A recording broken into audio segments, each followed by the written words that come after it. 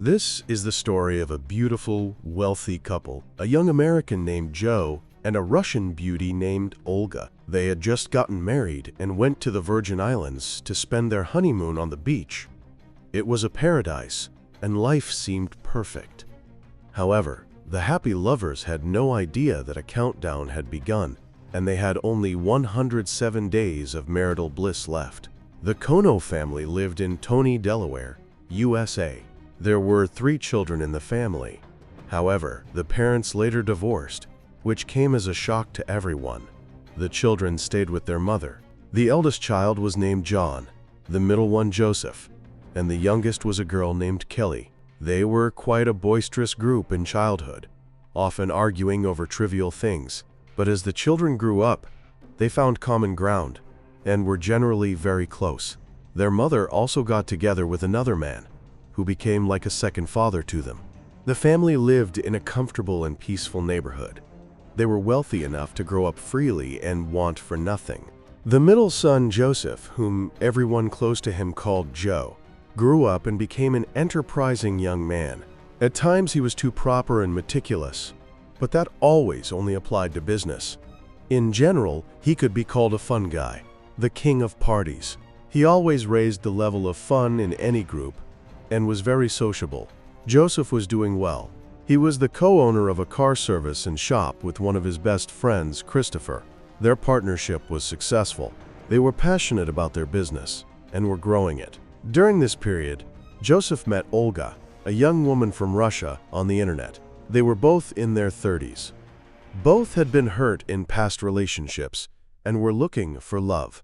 The young people quickly found a common language, as they both had friendly and vibrant personalities that everyone loved them for.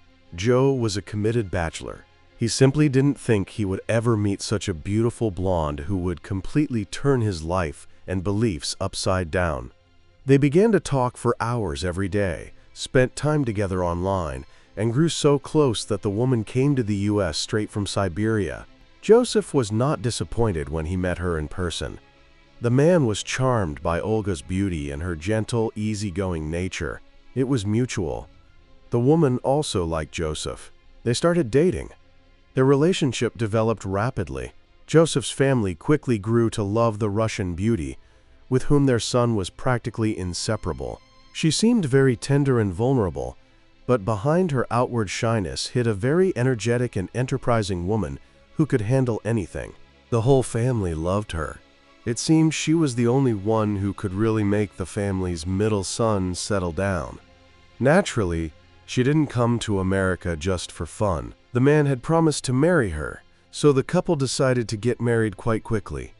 It was from this moment that problems in the relationship began. The first point of contention was the wedding ring. Traditionally, the mother of the family wanted to pass her jewelry down to her son, but at that time it had already been given to her daughter, Kelly. The sister had gotten married 10 years before the events described. It was an expensive diamond-encrusted wedding ring that cost around $20,000. Joseph took the jewelry from his sister and secretly replaced the stones with fakes, then returned it to Kelly. The diamonds were put into a new setting for the wedding ring that was given to Olga. The plan was then to replace them with fakes and return the precious stones to his sister's ring. The assumption was that neither of the women would notice. Of course, no one intended to deceive Kelly. They planned to return everything, but the matter dragged on. The sister eventually noticed the difference between the stones, and this act caused her displeasure. She expressed her outrage to her brother, who was very upset. He believed that his sister wanted to break family traditions and was angry about it. The wedding ceremony took place in the Virgin Islands, United States of America. However, the groom's sister was not present at the event, as she was offended by the couple and was working that day. Nevertheless, she found time to send several messages to Olga regarding her wedding ring. The bride, at that moment, had no idea what Joseph had done with the jewelry to make such a wedding gift. Therefore, Kelly's rudeness greatly spoiled the joy of the moment. From that time on, constant quarrels and squabbles began between the brother and sister. Just a few weeks after the wedding, someone broke into the young couple's house. While the couple was at work, an intruder stole a large amount of jewelry, as well as family heirlooms. However, at that moment, the Connell family's diamond ring was on Olga's finger, so it was saved. After discovering the home invasion, Joseph called the police. Law enforcement officers inspected the scene and began to search for the robber. Surprisingly, criminologists found no clues. If the robbery had actually occurred and was not staged, the intruder was clearly a professional in criminal matters. However, they were not destined to bring this case to a conclusion, as a much more serious crime that happened to this couple loomed on the horizon. Unfortunately, fate decreed that they were not destined to live happily ever after. The beginning of their life together was in the Virgin Islands, located in the Caribbean Sea, where they celebrated their honeymoon after the wedding. Here they enjoyed each other, the sea, and the sun. The couple fished, sailed on a yacht on the turquoise waves, and tried exquisite cuisine. The family truly had more than enough money, so they denied themselves nothing. During their honeymoon, after flying back home, the young Connell family acquired a Mercedes worth over $100,000. It was a brand new convertible, which the head of the newly formed family could afford because he was the co-owner of a rapidly growing automotive company. The business was bringing in about $1 million a year. Olga was a former stock trader, so she knew economics, finance, and the principles of customer service very well. The woman quickly became part of her husband's business, acting as an administrator. The attractive Russian blonde with an accent was sweet, friendly, and personable, and helped to grow their shared business. Everything was perfect, until one day when the irreparable happened. On September 23, 2013, just 3 months after the wedding, gunshots rang out in the house where the married couple lived. Around 2 a.m., emergency services received a call. A witness reported a woman had been shot near the Pearl One Club condominium complex. At that moment, she was still alive. Medics arrived on the scene within minutes and provided first aid to Olga. The victim of the attack had been shot several times. The young woman had sustained serious gunshot wounds and was bleeding profusely. Medics rushed her to the hospital. Despite a desperate fight for her life, Olga died on the way to the medical facility. During the examination of the crime scene, police discovered another body next to the first victim. Joseph was lying in the bushes. He had been instantly killed by a shot to the back of the head. It didn't look like a random robbery attempt. Rather, the couple was returning home and was purposefully attacked from behind. Detectives easily pieced together all the circumstances and information they had.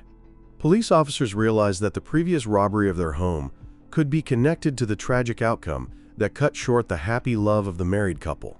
All the gathered witnesses and neighbors of the murdered couple who might have some important information were immediately questioned. Unfortunately, despite many people hearing a series of pistol shots, no one saw the incident with their own eyes, so they couldn't give any clues to the investigators. There were witnesses who reported hearing 2 loud male voices arguing shortly before the massacre began. It seemed as if there was some kind of conflict between the men and the couple that ended in the newlyweds' deaths. According to the timeline of events, this happened right after Joseph and Olga returned from a bar. That day, they were celebrating Olga's 39th birthday. The newlyweds, friends, and several of Joe's family members gathered for the celebration. They had fun and danced until they were tired, and then went home after midnight. They parked their convertible near the condominium sidewalk and headed for the entrance, happy and content, unaware that death was literally lurking right in front of them. Olga had several gunshot wounds to her face. One of the bullets entered her cheek and exited through the back of her head. Her husband was literally riddled with bullets. Several shots were fired into his body. The fatal shot was to the head. While the man lay lifeless in the bushes near the path, his wife was still fighting for her life and waiting for help. When the police arrived, while providing assistance, they understood that all hope rested on her. They tried to hear a name, any hint of the perpetrator, by asking the victim questions, but the woman did not respond. Nearby, the police found a large number of spent shell casings. Thus, they confirmed the possibility that there could have been several attackers.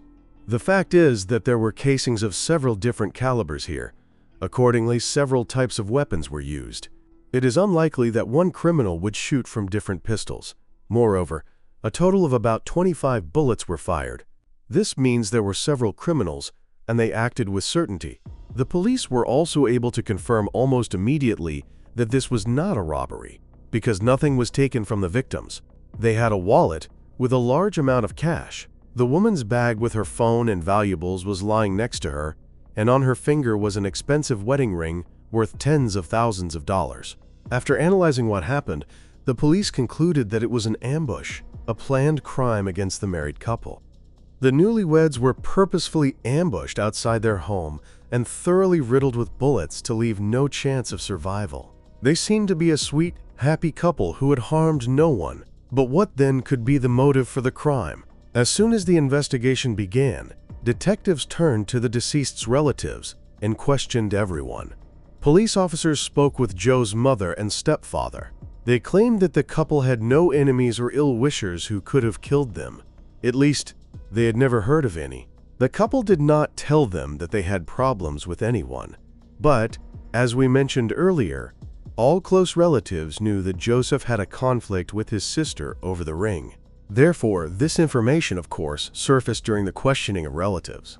Some believed that Kelly killed the couple because of the stones. Could the sister really hold a grudge against Joe to the extent that she decided on a double murder to get revenge on him? In any case, the ring was not missing, which contradicted this version. However, it seemed strange that the deceased's sister, Kelly, was one of the first to arrive at the crime scene, as if she were somewhere nearby, although she lived in another area. She was devastated by the tragedy. The sister actively communicated with investigators, trying to help. She openly and without shyness told investigators about the problems with her brother that they had faced in recent months. Moreover, the sister did not try to downplay what had happened. She honestly told everything, and even showed the correspondence with angry messages they had with each other, as well as with Olga.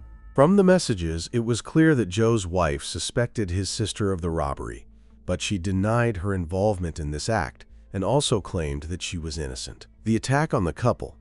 It seemed that Kelly didn't particularly care about an alibi. But by this time, it had already been confirmed that the attacker was a man and he had an accomplice. The detectives also learned that Kelly had been battling breast cancer for a long time and had recently undergone difficult treatment and was recovering from it. It turned out that the woman was physically not strong enough to carry out such an act. But despite this, the police still believed that Kelly might be involved in what happened in some way and considered her a suspect, although all the facts pointed to the contrary.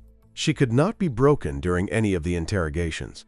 Nevertheless, she remained on the list of suspects for a long time due to the clear motive of greed. At this stage, detectives were also considering another quite popular version, a murder out of jealousy. Perhaps one of Olga's or Joseph's exes was against their love relationship and wanted to kill their rival or took revenge for a broken heart. Investigators checked the couple's former partners, but none of them aroused suspicion. Olga, besides Joe, had no other relationships in the U.S.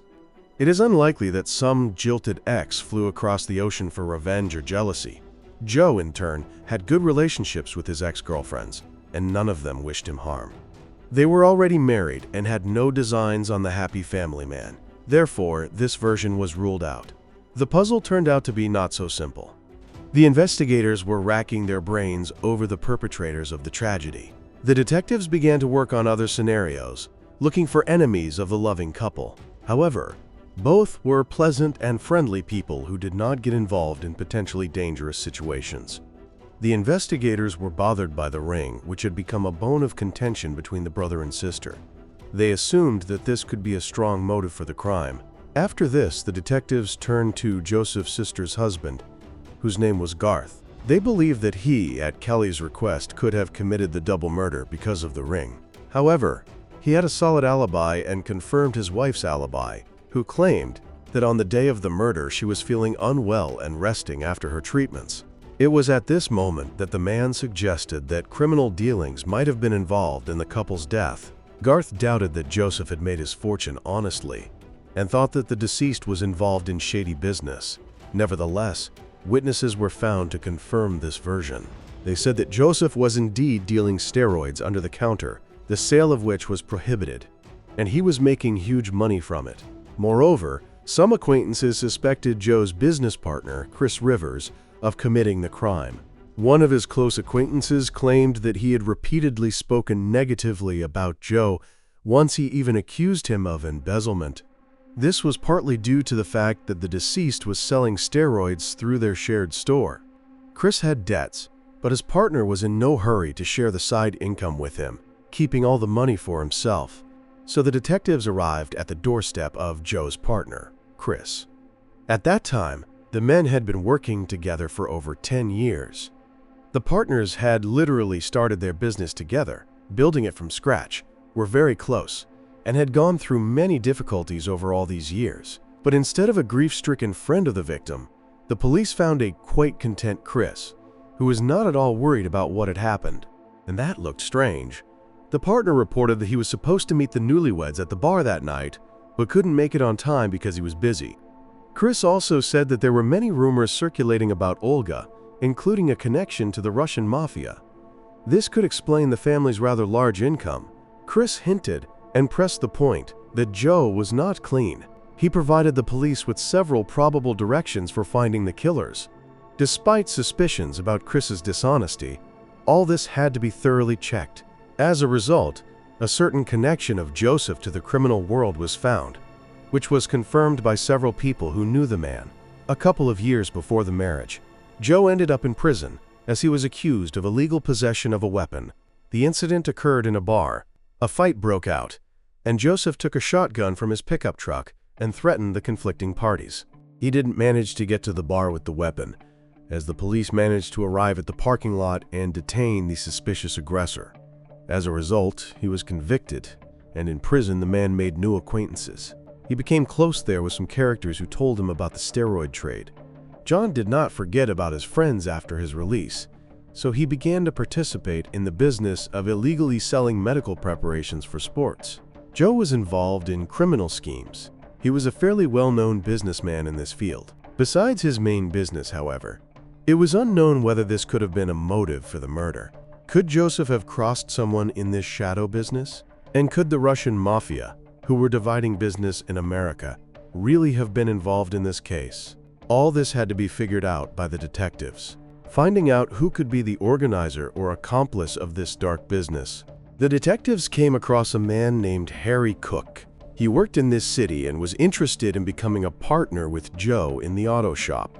By the time the victims died, he had invested over $100,000 in the business, which could also have been a motive for the attack. In addition, Harry lived near the couple, but he had a solid alibi for the period of the attack, so the police hit a dead end, continuing to communicate with business partner Chris Rivers.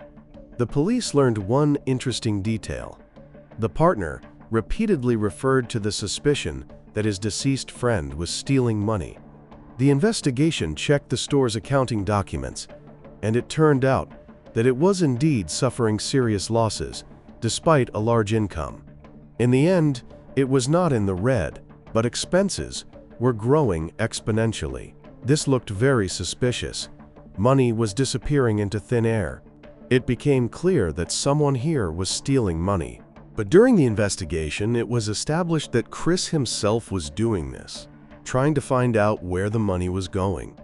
Law enforcement officers received information about an episode of the business partner's dependency. Chris was spending all the money on illegal drugs. His own income was no longer enough. It turned out he was stealing from the store, which means from his best friend, to freely purchase illegal substances. Thus, a new main suspect emerged, who could have a strong motive for committing the crime. It became known that Chris's addiction was completely out of control. He was using a large amount of illegal drugs and couldn't stop at anything. The partner was drowning in debt, stealing from everyone he could. Lately, he was increasingly showing paranoid ideas. He said that he was being followed and that people were trying to kill him. In fact, by trying to cover his tracks, Chris himself aroused the police's suspicion of him. Secret sale from under the counter of the store. The drugs were in the auto repair shop owned by Joe and Chris. He himself talked about them and referred to his deceased friend, who allegedly sold the illegal substances through their joint business and did not share the income with him. In the end, it turned out that it was not Joe who was selling them, but Chris, to cover his debts that he had taken from serious people. The partners were accused of having a separate room in the auto repair shop for storing steroids, which he had organized. The suspect admitted that he had indeed organized this business himself out of desperation, and John did not know about it. Later, 2 more arrests were made. At this stage, the police began to be confused by the alibi of the main suspect, Chris. He willingly provided detectives with footage from surveillance cameras that were taken outside and inside the house. While he was there, they even checked that the time on the recording was not distorted. But the police did not believe him and sensed some kind of trick. Then the detectives checked Chris's mobile phone, and it turned out that on the evening of the double murder, he made a lot of calls, much more than usual. The main part of the calls just happened to be at the time when the attack on the couple was committed. Although the call log was deleted on the phone, law enforcement officers easily restored the call history. Shortly before the business partner and his beloved were shot, Chris Rivers was talking to a certain Joshua, FBI. As it turned out, he was a buyer of the illegal steroids that Chris was distributing. In addition, he had run off with Chris's illegal substances. However, during the investigation, it was proven that Josh Bay did not pull the trigger, but nevertheless, he might have had some connection to the murder. On that fateful night, he made several calls to friends named Dominic and Aaron. It is likely that these two could have been the people who sentenced the couple. In any case, the picture that was emerging was that the business partner, the victim, was involved in the murder. He had a large debt, as well as a strong motive based on animosity. He could have hired his illegal substance dealer, Josh Bay, to take out the newlyweds. However, instead of shooting himself, Ben hired 2 of his acquaintances. The scheme was becoming more and more complicated. If the crime had gone off without a hitch, the business partner could have received $1 million, which was due as a payout on Joe's life insurance. A similar policy was taken out on each of the partners in the early stages of their partnership, when they were just starting their business. In the event of his partner's death, Chris could have received a large sum of money, which would have been enough to solve all his problems and pay off his debts. However, he could not claim the payout because his partner got married. Now, after the murder, Olga would have received the full amount of the insurance payment, and he would have been left with nothing. Thus, Chris Rivers had to eliminate both spouses, his successful friend and his beautiful wife, to gain sole access to the money. This version was indirectly confirmed by specific dialogues that took place between the organizer and the accomplices on the night of the double murder. Joe's partner constantly wrote to his illegal substance dealer to find out where he was and when he would be home. He was clearly worried about the success of the planned attack. The answers were also ambiguous. Detectives seized 4 mobile phones from all suspects involved in the double murder. The movements of the mobile devices were analyzed using cell tower data. It was possible to verify that on September 23, 2013, the subjects of the case were in the vicinity of the shooting victims. The direct perpetrators, Dominic and Ara, were in negotiations near the consul's house. Bay, who was directing the actions, was constantly in touch with his client Chris in another location. The surveillance camera footage, which the main suspect referred to confirm his alibi, played not only in his favor. It showed the business partner's strange behavior, as he was constantly pacing around the apartment, nervous, not letting go of his phone. At that moment, he was clearly waiting for an answer from the hired killer and was talking to him. All this began to be confirmed rather quickly. Josh Bay himself was particularly helpful in the investigation when he surrendered to the police during interrogation and agreed to a plea bargain to mitigate his punishment. According to the man, Chris had indeed asked him to kill his store partner and his wife. As payment, he gave him an advance of $5,000 and also promised to pay another $60,000. After Joe and Olga were dead, as part of the plea bargain, he testified against Chris in court a year after the cold-blooded massacre. Chris Rivers was charged with conspiracy to commit double murder. The other figures in the case also stood trial. The hearings began 19 months after the investigation started. Chris's plan really didn't work, although he had thought it out quite well. The guy hoped that the investigation would get confused and go down the wrong path. For this, several probable directions were suggested. The victim's involvement in criminal schemes for the sale of steroids related to his past, the robbery that occurred shortly before the tragedy, as well as the feud with his sister. All of this could have confused the police, and they might have found and arrested someone else. Fortunately, the law enforcement officers did not fall for the tricks and got on the trail of the real killers. The police managed to prove that the robbery in the victim's house before the crime was staged. Bay also committed it. The man, on Chris's instructions, broke into the couple's house. His main task was to find and steal the diamond wedding ring. In this case, law enforcement officers would have definitely considered Sister Kelly the main suspect in the subsequent murder. However, the jewelry was not found among the couple's valuables, so the plan failed. During the court proceedings, which were held separately and in parallel for the criminals, Aaron Thompson confessed to the crime and received 2 life sentences on charges of double murder, plus 45 years when it was proven that he was the one holding the weapon. Chris Rivers also received 2 life sentences plus 50 years as he was the instigator of the crime. His accomplice, Dominic Benton, was acquitted of the murder charge. He did not shoot the couple, but he was convicted of conspiracy and aiding and abetting the criminals. Dominic was sentenced to 5 years in prison. Josh Bay was sentenced to only 5 years for his active cooperation with the police. The victim's sister, Kelly, was seriously affected in this situation. At some point, the police really put pressure on her, trying to convict her of murdering her own brother, and almost imprisoned an innocent person. However, the woman could not have committed a double murder. Of course, she was upset by her mother's and brother's actions with the wedding ring, but it was nothing more than a reason for resentment and verbal altercations. At the funeral, the sister admitted that she loved her brother very much and was grieving with all their loved ones over the heavy loss.